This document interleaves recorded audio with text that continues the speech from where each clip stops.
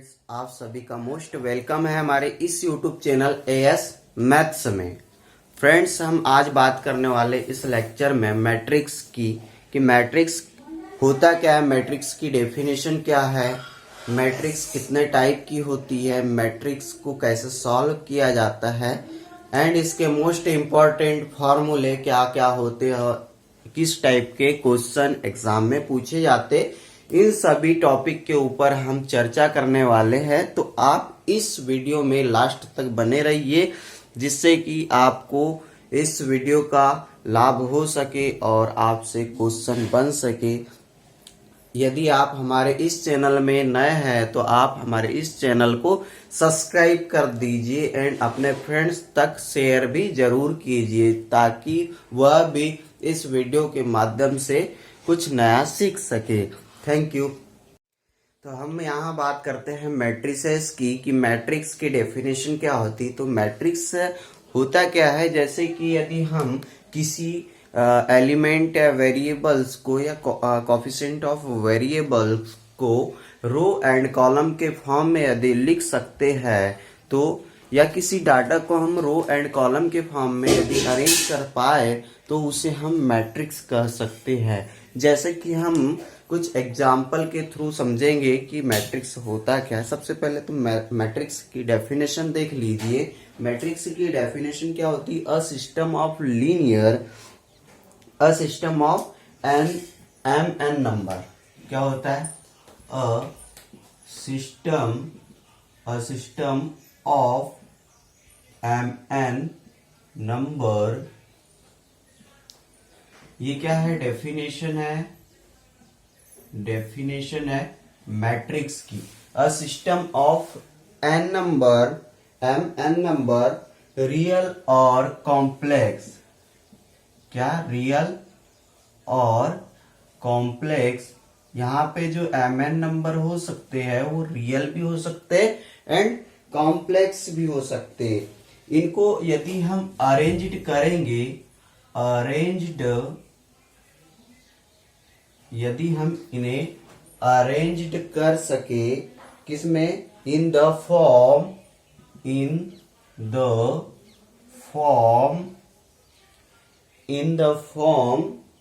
Of N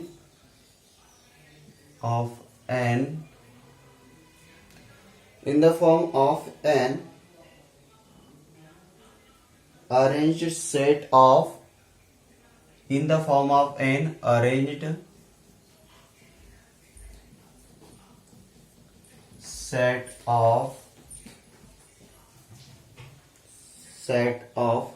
m horizontal and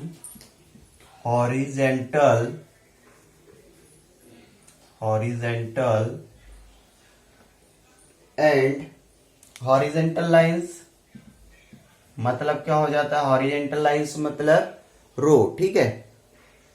यदि हम कोई भी एक सिस्टम है एमएन के फॉर्म में, यदि हम, और एमएन क्या होंगे? रियल और कॉम्प्लेक्स नंबर हो सकते हैं। तो यदि हम उन्हें अरेंज करें set of m horizontal line and set of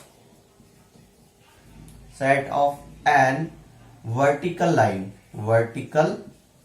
line means ये क्या हो जाएगा? Lines means column. ठीक है, कॉलम। ठीक है, कॉलम के फॉर्म में यदि अरेंज कर दे एम को रो के फॉर्म में और एन को कॉलम के फॉर्म में यदि अरेंज कर दे हम, तो वो क्या हो जाएगा? मैट्रिक्स होंगी। अब जैसे कि मान लो ये आपके पास है A11, A12, A13, A14, ऐसे ही आगे चलता रहेगा A1N तक। ठीक है, A1N तक चलता रहेगा एंड यहाँ पे क्या आ जाएगा? A21, A22, A23, A24 and ए भी क्या रहेगा? A2N। ठीक है, A2N। फिर क्या आ जाएगा यहाँ पे? A31, A32, A33, A34 and A3N। तो इस टाइप से हम आगे की ओर, फिर हम क्या लिख सकते हैं यहाँ पे, यदि हम इसे ऐसे आगे बढ़ाएंगे तो यहाँ पे AI1, AI1, AI2, AI3, AI4 dash dash dash AIN हो जाएगा। एंड और फिर इसे यदि हम बढ़ाए आगे की ओर तो क्या हो जाएगा, AM1, AM2, AM3, AM4 and AMN। तो ये जो मैट्रिक्स है सिस्टम ऑफ रियल और कॉम्प्लेक्स, तो ये M क्रॉस N मैट्रिक्स हो जाएंगी। आप अभी इस टाइप से समझ लीजिए, बाकी हम एग्जाम्पल जब सॉल्व करेंगे तो आपको क्लियर हो जाएगा कि आखिर मैट्रिक्स को रिप्रेजेंट कैसे करते हैं। ठीक है, ये याद रखें कि हम मैट्रिक्स को रो एंड कॉलम के फॉर्म में अरेंज करते हैं। जैसे ये रो है, ठीक है, जो आपको ये वाली जो लाइन दिख रही है ये क्या है, रो है। ठीक है, इसे हम रो बोलेंगे, हॉरिजेंटल लाइन को रो। एंड ये जो वर्टिकल लाइन है, वर्टिकल में जो एलिमेंट आ रहे हैं ये सब कॉलम कहलाएंगे। ठीक है, ये सभी क्या है, कॉलम है। तो चलिए हम आगे की ओर बढ़ते हैं, इसके आगे और हाँ, इसमें जैसे मैट्रिक्स को हम रिप्रेजेंट कैसे करते हैं, तो नोटेशन ऑफ मैट्रिक्स क्या होता है, matrix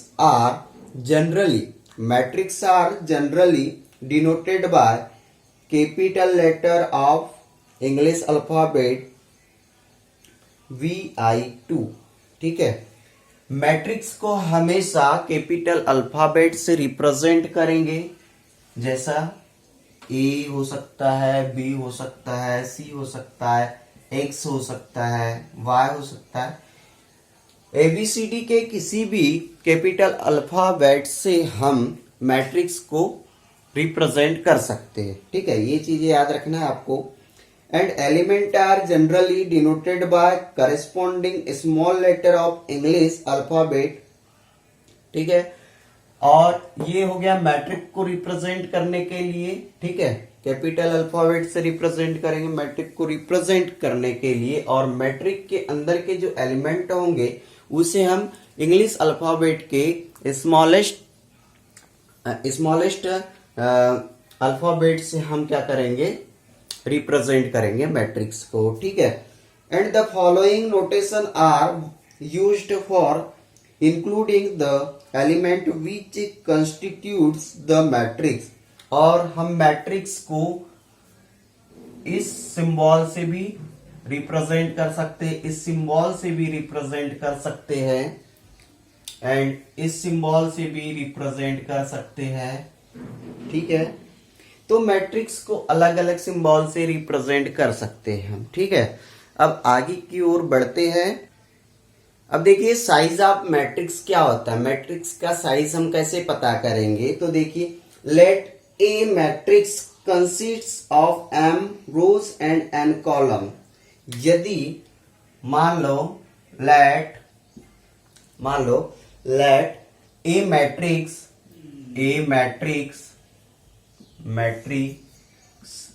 contain of M rows and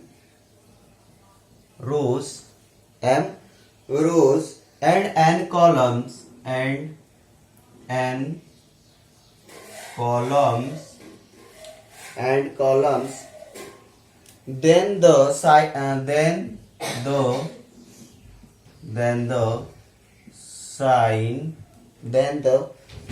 sign of the matrix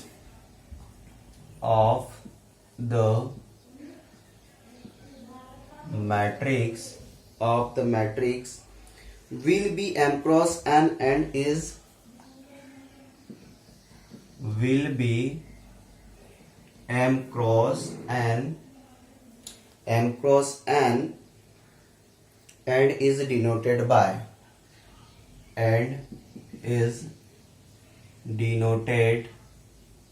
by denoted by a is equal to a i j m cross n matrix. तो देखिए साइज ऑफ मैट्रिक्स की यदि हम बात करते हैं तो यहां क्या हो जाता है, let a matrix contain of m rows, m क्या हो जाएंगी, रो हो जाएंगे, एंड एन क्या हो जाएंगे, कॉलम हो जाएंगे, then the sign of the matrix will be m cross n and is denoted by, इस प्रकार से हम डिनोटेट करेंगे मैट्रिक्स को A is equal to a i j m cross n, m क्या हो जाएंगे आपके रोज एंड एन हो जाएंगे कॉलम्स। ठीक है, यहां where a i j denotes the elements ith row and jth column. यहां जो ए आई जे है, यहाँ ए आई जे जो दिया हुआ है, वेयर ए आई जे, यहाँ जो ए आई जे है इसमें जो ith है, ith रो हो जाएंगी, ith रो को रिप्रेजेंट करेंगे एंड jth किसे रिप्रेजेंट करेंगे, कॉलम को रिप्रेजेंट करेंगे। ठीक है, ith रो को, रो के एलिमेंट को कॉलम रिप्रेजेंट करेंगे एंड jth कॉलम के रिप्रेजेंट को, कॉलम के एलिमेंट को रिप्रेजेंट करेंगे। ये विशेष रूप से आप सभी को ध्यान में रखना है क्योंकि काफी कंफ्यूजन ये आई और जे में ही होता है कि जे किसे रिप्रेजेंट करेगा, आई किसे रिप्रेजेंट करेगा, इसमें काफी कंफ्यूजन होता है, तो इसको क्लियर रखना है आप सभी को। ठीक है, इसके आगे अब हम बात करते हैं। तो अब देखिए हम यहाँ पे एक मैट्रिक्स का एग्जांपल लेते हैं। ए इज इक्वल टू क्या है, 1 2 3 4 5 6 7 8 9। अब हम यहाँ पे बात करते हैं कि ये जो 1 है, 2 है, 3 है, इसे हम कॉलम में क्या बोलेंगे, रो में क्या बोलेंगे, कौन सा एलिमेंट कहाँ पे है, इस प्रकार से हम समझते हैं। सबसे पहली चीज तो A इज इक्वल टू इस टाइप से मैट्रिक है, और ये मैट्रिक्स क्या है, देखिए जो एलिमेंट है वो रो में 3 एलिमेंट है एंड कॉलम में भी 3 एलिमेंट। ठीक है, तो 3 क्रॉस 3 मैट्रिक्स हो जाएंगे, 3 क्रॉस 3 मैट्रिक्स हो जाएंगी। यहाँ पे यदि हम बात करें तो A11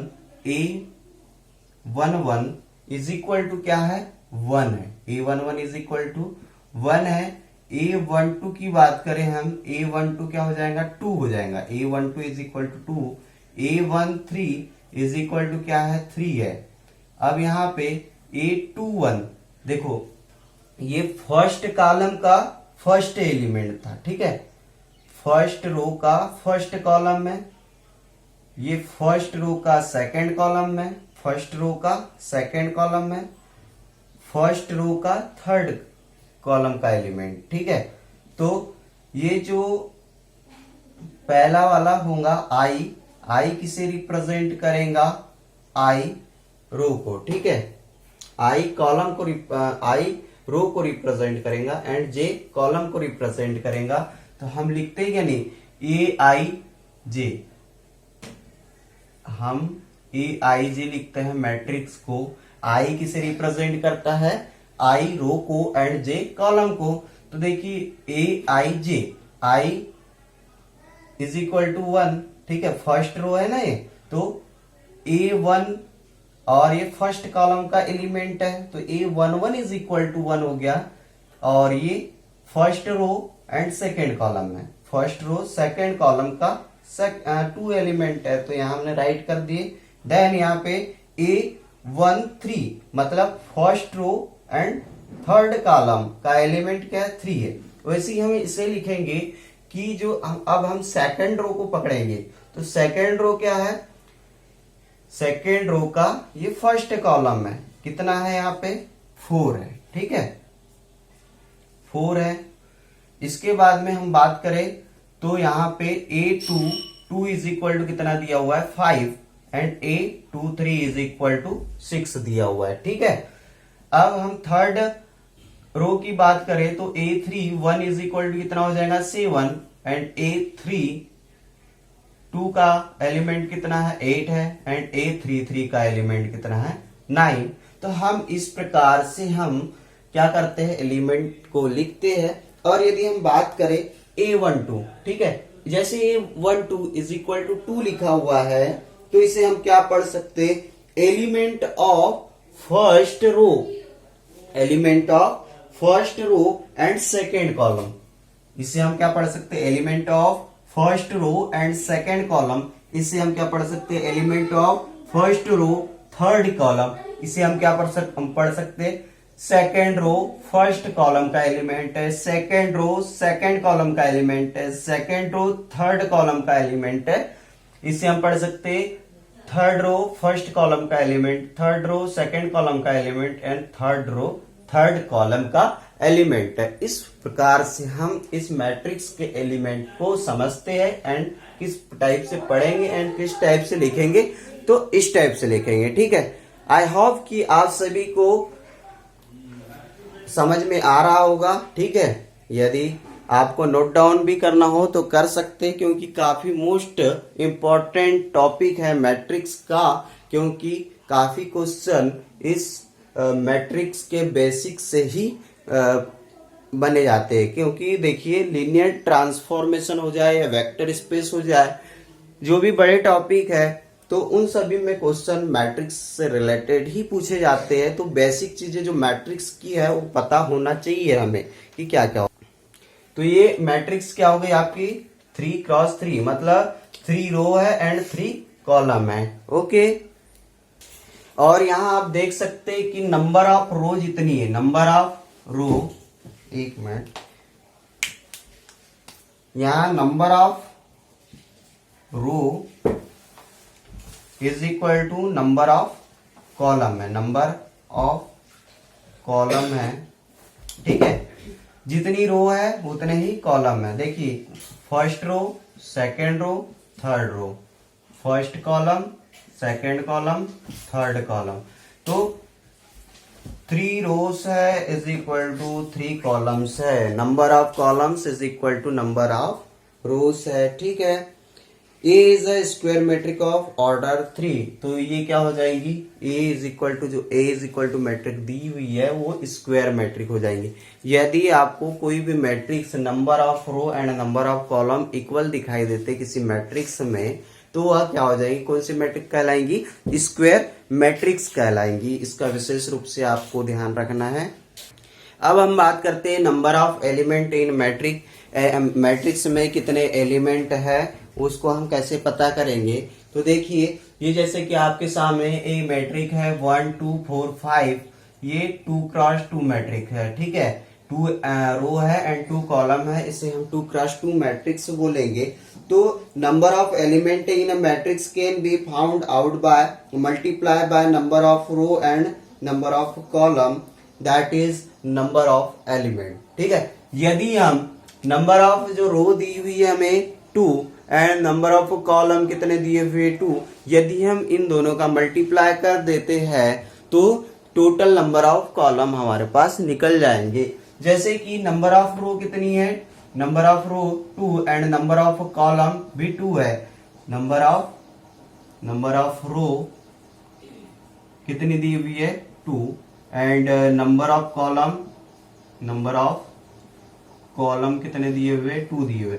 यदि हम नंबर ऑफ रो का मल्टीप्लाई नंबर ऑफ कॉलम में कर दे तो जो आंसर आएगा हमारे पास 2x2 इज इक्वल टू 4, तो 4 क्या हो जाएंगे, टोटल एलिमेंट हो जाएंगे इस मैट्रिक्स में। देखिए काउंट करके 1 2 3 एंड 4 एलिमेंट है। तो हम किसी भी मैट्रिक्स में कितने एलिमेंट है वो हम आसानी से पता कर सकते हैं। देखिए ये तो 2x2 मैट्रिक्स, तो इसमें आसानी से हमने बता दिए।